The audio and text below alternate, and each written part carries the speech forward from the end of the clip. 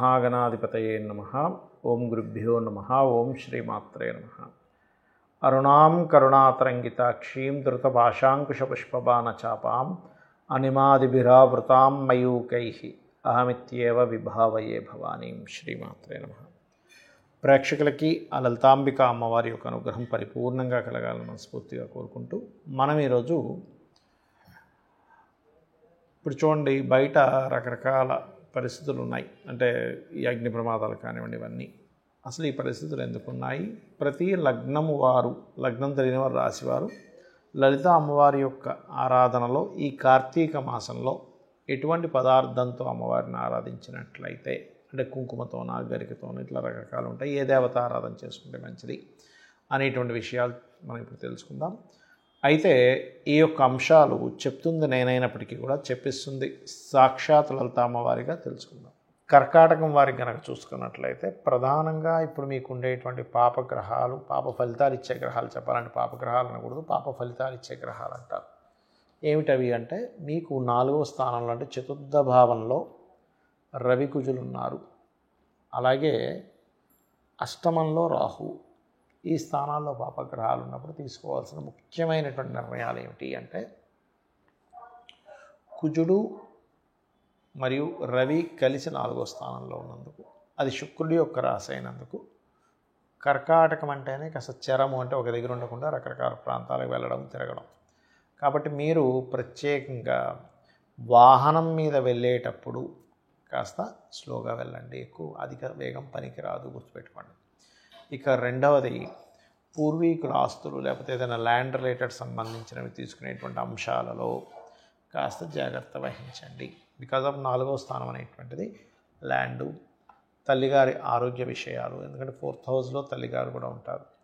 అదేవిధంగా కొన్ని దృఢమైనటువంటి నిర్ణయాలు తీసుకోవడం, అంటే కొన్ని కఠినంగా తీసుకుని ఉంటాం కొన్ని నిర్ణయాలు, ఆ రకంగా కొన్ని నిర్ణయాలు తీసుకోవడం కానివ్వండి. మరియు అదేవిధంగా గమనించుకున్నట్లయితే వీటితో పాటు 4వ స్థానంలో ఎప్పుడైతే కుజుడు రవి ఉన్నారో ఈ ఫలితాలు ఇవ్వడము, మరియు అష్టమ స్థానంలో రాహు ఉన్నందుకు ప్రధానంగా మనకు వర్షాలు అవి బాగా పడుతున్నప్పుడు కానీ, లేకపోతే ఏదైనా ఎత్తు ప్రాంతానికి వెళ్ళినప్పుడు కానీ, లేకపోతే కొన్నిసార్లు కేవ్స్ లాంటి వాటిలోకి వెళ్తూ ఉంటారు, కొన్ని సాహసోపేతమైనవి చేస్తూ ఉంటారు. అటువంటివి చేసేటప్పుడు కాస్త జాగ్రత్తగా ఉండాలి, గుర్తుపెట్టుకోండి. అలాగే మరొక విషయం ఏంటంటే, ఇక్కడ గమనించినట్లయితే ఈ 2వ స్థానంలో మీకు ధనస్థానంలో కేతువు యొక్క సంచారం కూడా జరుగుతున్నందుకు, ముఖ్యంగా మీరు మనీ ఏదైనా ల్యాండ్ మీద పెట్టేటప్పుడు కానీ, ఏదైనా ఒక మిషనరీ తెచ్చుకునేటప్పుడు కానీ, ఏదైనా ఒక ఎనీథింగ్, ఒక ఫ్యాక్టరీ పెడుతున్నాము, ఒక మిషనరీ, ఒక సాంకేతిక సంబంధించిన ఏదైనా చేస్తున్నాము, అటువంటి విషయాల్లో చేసే ముందు గణపతికి ఆరాధన చేయడము, మరియు కేతువు, రవి, కుజ, రాహు ఈ గ్రహాల దగ్గర దీపారాధన చేసి, అదేవిధంగా లలితా సహస్రనామాల్లో, ముఖ్యంగా అమ్మవారి యొక్క నామాల్లో మీరు ఓం కామేశ్వర ముఖాలోక కల్పిత శ్రీ గణేశ్వర అనే నామస్మరణ చేయండి. గరికతో గణపతిని ఆరాధించండి, అన్ని విధాలు బాగుంటుంది. చాలామంది నన్ను అడుగుతున్న అంశం ఏమిటంటే, అసలు జన్మజాతకము ఏ వయసులో చూపించుకోవాలి? కొంతమంది 4 ఏళ్ళకి అంటున్నారు, కొంతమంది 8 ఏళ్ళకి అంటున్నారు, కొంతమంది 12 ఏళ్ళకి అంటున్నారు. అసలు ఏ వయసులో చూపించుకోవాలి, జాతకం ద్వారా మనం ఏం తెలుసుకోవచ్చు అని అడుగుతూ ఉన్నారు. ఇక్కడ ప్రధానంగా ఏంటంటే, మీరు ఒకటే గుర్తుపెట్టుకోండి, పుట్టినప్పటి నుంచి చూడవచ్చు.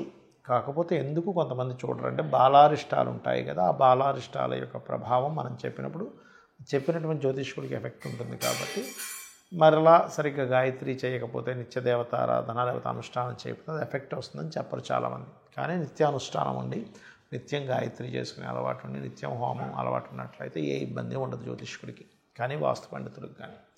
అయితే ఇక్కడ మనం ఈ పుట్టినప్పటి నుంచి అసలు ఏం చూసుకోవాలి, పుట్టిన జాతకుడు జీవుడిది ఏం చూసుకోవాలంటే, చిన్నపిల్లలు చెప్పలేరు, వాళ్ళకు ఉండే హెల్త్ ఇష్యూస్, ఏడుస్తూ ఉంటారు, కడుపు నొప్పి వస్తూ ఉంటుంది, డాక్టర్ గారు కూడా వాళ్ళకి చెప్తేనే కదా ఎన్నెన్నో చేయాలి. అలాంటప్పుడు వాళ్ళకి కనుక పుట్టుకతోనే హెల్త్ ఇష్యూ టైం నడుస్తున్నప్పుడు ఏ గ్రహాలైతే ఆ హెల్త్ రిలేటెడ్ ఇష్యూస్ ఇస్తున్నాయో ఆ గ్రహాలకి దానం చేయడం ద్వారా కూడా వాళ్ళకి లోపల బాధపడుతూ వాళ్ళు చెప్పుకోలేక ఏడుస్తున్నటువంటిది. లేదా కొన్నిసార్లు ఏమవుతుందంటే, చిన్నపిల్లలకి గాలి ధూళి తొందరగా తగులుతూ ఉంటుంది. అందుకే మన వాళ్ళు ఏం చేస్తారు, ఇంటికి లోపలికి వచ్చే ముందు కాలు కడుక్కొని రండి చిన్నపిల్లలు ఉన్నప్పుడు. లేకపోతే బయట మనకి తెలంగాణ సైడ్ అయితే ఒక చీపురు లాంటిది కానీ, ఒక ఇనప రాడ్ లాంటిది కానీ అడ్డం పెడతారు. తలుపుకి మీరు గమనించండి. ఎందుకంటే గాలి సోకుతూ ఉంటుంది. అలాంటివి రాకుండా ఉండడానికి కూడా మన వాళ్ళ ఇంట్లో సాంబ్రాణి వేయడం ఇటువంటివి చేస్తూ ఉంటారు, గుర్తుపెట్టుకోండి. ఇక ఒక పిల్లవాడి జాతకం తీసుకొని అసలు చిన్నప్పటి నుంచే కనుక ఆ అబ్బాయికి ధనయోగం ఎలా ఉంది అంటే, ధనయోగం ఎలా ఉందంటే ధనయోగం ఉందా లేదా అని కాదు, ప్రతి జాతకుడికి కూడా ధనయోగం ఉంటుంది. కాకపోతే ఏ మార్గంలో ఉందో తెలుసుకోగలగాలి. చాలామంది ఏంటంటే పాపం ఆ పిల్లవాడికి తెలియక ఏదో చిన్నప్పుడు నేను డాక్టర్ని అవుతానంటే ఇదేదో డాక్టర్ డిజైర్ ఉందేమో అనుకుని చదివిస్తాం. తెరవస్తే ఒక ఏజ్ వచ్చాక నాకు ఇష్టం లేదు, నేను ఇంజనీర్ అవుతానో ఇంకోటి అవుతానని అంటూ ఉంటాడు. ఆల్రెడీ చిన్నప్పటి నుంచి అదే ప్రిపరేషన్లో ఉన్నాం కదా అని మార్చేస్తూ ఉంటాం. దీనివల్ల ఏంటంటే వాళ్ళకి ఎందులో అయితే యోగం ఉందో, నిజంగా డాక్టర్లో యోగం ఉంది అంటే సూర్యభగవానుడు ధనయోగాన్ని ఇస్తున్నాడు, అప్పుడు మీరు సూర్యుడు కానీ చంద్రుడు కానీ ఇచ్చేటప్పుడు ఫార్మా కానీ డాక్టర్ రిలేటెడ్ కానీ బాగుంటుంది. అలా కాకుండా శుక్రుడు ఇస్తున్నాడు ఇంజనీరింగ్, కుజుడు ఇస్తున్నాడు మిలిటరీ, ఆర్మీ, లేకపోతే ఏదైనా మిషనరీ రిలేటెడ్ ఫ్యాక్టరీస్ పెట్టుకోవడం. ఇలా ఒక్కొక్క గ్రహాన్ని బట్టి మనకి ఏది ధనయోగం ఇస్తుంది, ఏది విద్యాయోగాన్ని బాగా ఇస్తుంది. చిన్నప్పుడు పిల్లలు చదవకపోతే మనం చిరాకు పడుతూ ఉంటాం, బాగా తెలివితేటలు ఉన్నాయండి కానీ ఎందుకు చదవట్లేదు. విద్యా సంబంధించిన విషయంలో నెగేట్ చేసేటువంటి మహాదశలు నడుస్తాయి. ఈ రకంగా జాతచక్రాన్ని చూసుకొని దానికి ఏ దానం ఇవ్వాలి, ఎటువంటి పరిహారాలు చేసుకోవాలి అనేటువంటిది కూడా చేసుకోవచ్చు. అలాగే మరొక విషయం ఏంటంటే ఇక్కడ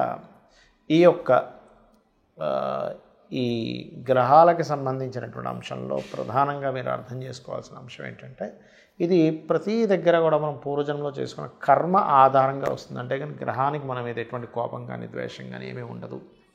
మనం పాస్ట్ లైఫ్లో ఏ కర్మ చేసామో, విద్యా సంబంధించిన విషయంలో ఇబ్బంది ఇచ్చామో, ఈ సమయంలో విద్యా విషయంలో ఇబ్బంది ఉంటుంది. ఇదే రకంగా వాళ్ళు ధనము, విద్య, అసలు వీళ్ళ పేరు మీద ఏ డైరెక్షన్లో ప్రాపర్టీ కొనుక్కుంటే బాగుంటుంది చక్కగా, అలాగే వివాహం ఎప్పుడు చేసుకుంటే మంచిది, అదేవిధంగా ఏదైనా ఇన్వెస్ట్మెంట్ చేసేటప్పుడు ఎప్పుడు చేయాలి, అసలు ఉద్యోగం ఇక్కడుందా విదేశాల్లో ఉందా, ఇక్కడ ఉన్నట్లయితే ఇక్కడ మరలా ఈ ఉద్యోగం విషయంలో ఓన్లీ ఉద్యోగమైనా వ్యాపారం కూడా చేసే యోగం ఉందా, ఒకవేళ వ్యాపారం చేయాలనుకుంటే ఎందులోకి వెళ్తే బాగుంటుంది అనేటువంటి జ్యోతిషశాస్త్రంలో చాలా స్పష్టంగా ఉంటుంది. అంటే ఈ వ్యాపారంలోకి వెళ్ళడం ద్వారా బాగుంటుంది. అయితే అక్కడ బాగుంటుందని మళ్ళీ అక్కడ మీరు స్వయంకృప అపరాధాలు చేస్తే మాత్రం ఏం చేయలేం. ఎలా అంటే ఇప్పుడు ఒక వ్యక్తి డాక్టర్ గారి దగ్గరికి వెళ్ళి మెడిసిన్ తీసుకుంటున్నాడు, కానీ ఆ మెడిసిన్ తీసుకుంటున్న సమయంలో అతను తినకూడని వస్తువులు తినడము, చేయకూడని పనులు చేసినప్పుడు ఏమవుతుంది, పథ్యము అంటాం మనకి మెడికల్లో. బాబు నువ్వు ఈ ఫుడ్ తినకు అంటారు ఆయుర్వేదంలో. అంటే ఏమిటి, తినకూడని తింటూ ఒక పక్క మనం మెడిసిన్ వాడినా దాని యొక్క ఫలితం అనేటువంటిది ఉండదు.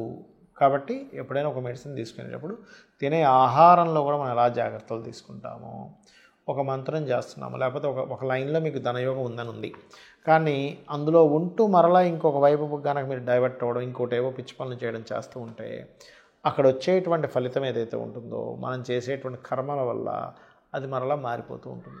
ఎలా అంటే ఇప్పుడు చూడండి, సూర్య ఆరాధన చేస్తారు కొంతమంది. సూర్య ఆరాధన చేసేవాళ్ళు కొన్ని నియమాలు పాటించాలి. ఆదివారం రోజు శ్రీతైల మధుమాంసాన్ని త్వచతే అంటారు. అంటే స్త్రీని కలవకూడదు, మాంసము మధువు తీసుకోకూడదు, మరియు అదేవిధంగా తలకి నూనె రాసుకోకూడదు.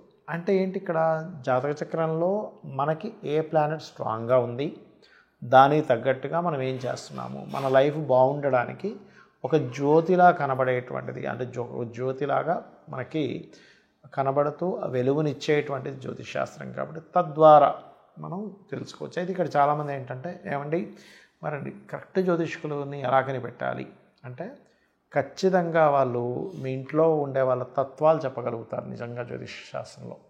అలాగే మీకు పాస్ట్లో జరిగిన 1-2 ఇన్సిడెంట్స్ ఖచ్చితంగా చెప్పడం జరుగుతూ ఉంటుంది.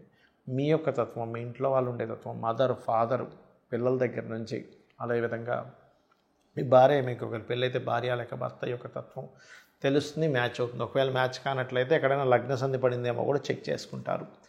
సో ఒకటే గుర్తుపెట్టుకోండి, మీ జాతకం ఎలా ఉన్నా ఒకటే, అమ్మవారిని గట్టిగా పట్టుకొని, అంటే అమ్మవారి యొక్క ఆరాధన చేస్తూ ప్రతిదీ కూడా అమ్మవారికి సమర్పిస్తూ మీ యొక్క జీవితాన్ని గడపండి. ఖచ్చితంగా ఆనందమయంగా ఉంటుంది మీ యొక్క జీవితం. శ్రీమాత్రే నమః.